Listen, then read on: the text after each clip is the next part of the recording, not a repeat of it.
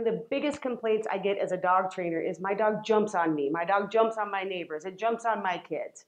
And unfortunately, most of the time, it's because the owner miseducated the dog. The dog almost thinks it's supposed to jump on them to get attention.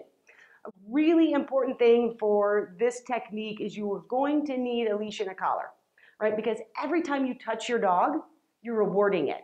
So that game that you play, right? The dog jumps up and you say off or down or stop it. And the dog, the fact that you're touching it every time, it's almost like a game. So they want to do it more and more. People are touching them to get the dog off, and they're like, woohoo, I get touched every time I jump, I'm going to do more. And then all of a sudden you're mad.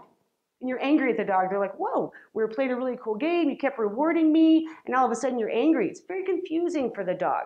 So what I like to do is set the dog up, number one, so that I'm there. Again, you only have that 1.3 seconds to educate them or them to connect the behavior and the reward or the consequence. So I'm going to set the dog up. I might even pat my belly. As the dog jumps up, it's going to be a no, little pop on the leash. As soon as those forepaws hit the floor, I'm petting him.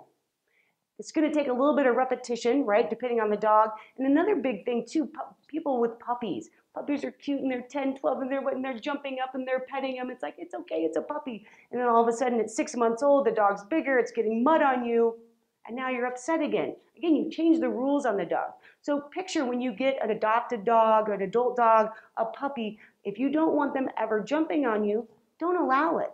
And remember to reward as soon as the 4 feet hit the floor. Now, if you have the dog and for some reason you don't have a leash and collar on it, another quick technique, at least to get you through to the time that you can get a leash and collar on your dog, is step into the dog. A lot of people try to step back. Well, it's very easy if the dog's paws are on you for them to walk forward.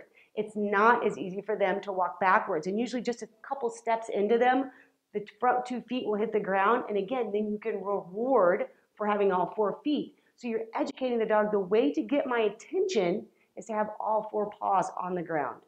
For more information, visit us at toptiercanine.com.